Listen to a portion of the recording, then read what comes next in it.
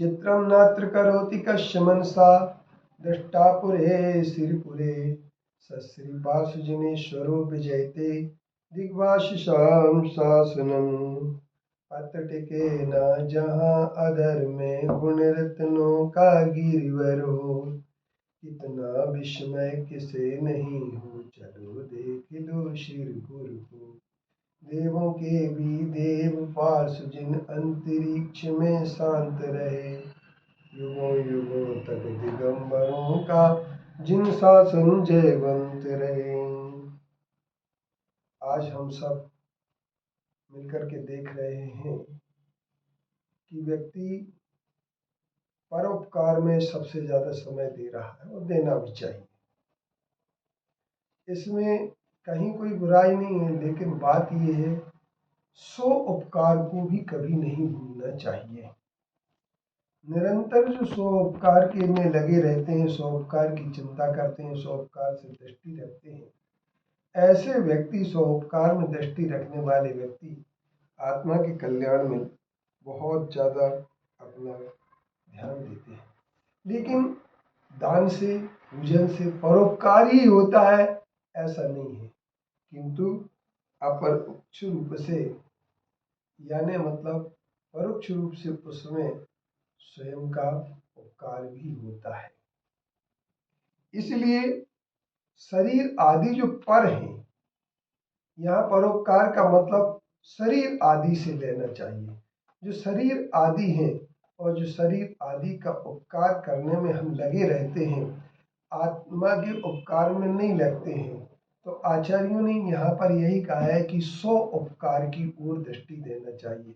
शरीर पर है और पर का तुम जितना भी उपकार करोगे, शरीर का उपकार करोगे, शरीर का भला करोगे, शरीर के स्वास्थ्य की चिंता, सोने की चिंता, खाने की चिंता, सब शरीर की चिंता करके अगर तुम रखते हो, लेकिन आत्मा की चिंता नहीं करते हो, अथवा गुणीजनों की चिंता नहीं करते हो, महामुनियों की चिंता नहीं करते हो, उनके आहार की, उनके विहार की, उनके सारे की कार्य की, तो आप ही ध्यान रखना सो उपकार से वंचित है।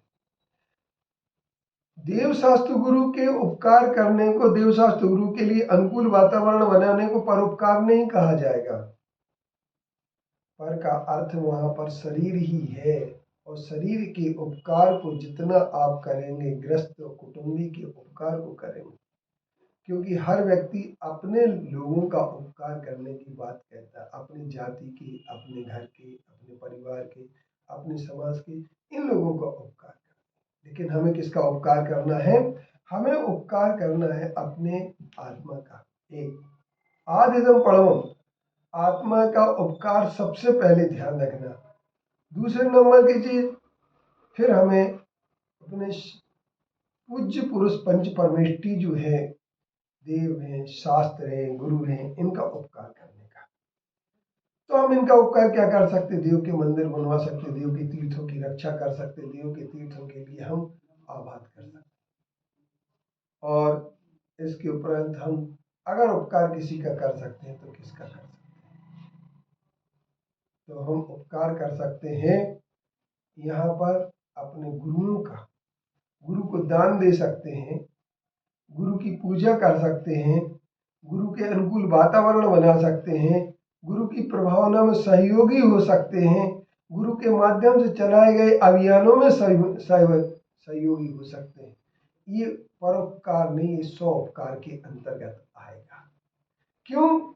क्योंकि इससे आत्मा की परिणति में जो कषायों की कमी होती है, जो लोग कषाय में की कमी होती है, जो अपना घमंड कम होता है, अपनी लालसाएं कम होती हैं, उसके लिए ही आचार्यों ने परोपकार कहा है।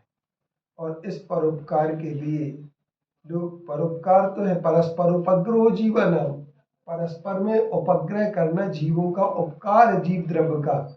लेकिन कैसा उपकार? आत्म कल्याण और मोक्ष मार्ग का उपकार होना बात एक अलग है, लेकिन लौकिकता में लगे हुए लोग, लौकिकता में अगर लोगों को लगाते हैं तो ये उपकार नहीं कहलाता है। इसे उपकार को उपकार नहीं कहा जाएगा। लेकिन आजकल जैसे बहुत सारी चीजों में देखा जाता है कि शादी विवाह में लोग ज्यादा रुचि लेते हैं, और ये कहते हैं हम पुण्य का कार्य कर रहे हैं, लेकिन वो भूल जाते हैं कि ये पुण्य का कार्य नहीं है। आचार्य समंत भद्रदेव ने कहा है, अन्य विवाह करना नंगा कीड़ा बिटोक्त विपुल त्रिसाइत्वर का गमनम चाहे समस्त।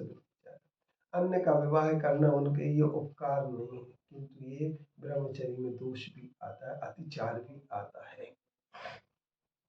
इसलिए वो काम करें जिससे किसी का भला हो।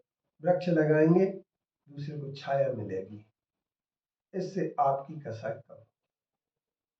पानी के साधनों को अगर आप जुटवाएंगे तो वर्षा, एक ध्यान रखना, वर्षा कभी होती कभी नहीं होती, लेकिन पानी अगर संचित होता है तो वह पानी कई लोगों की प्यास को बुझा देता है।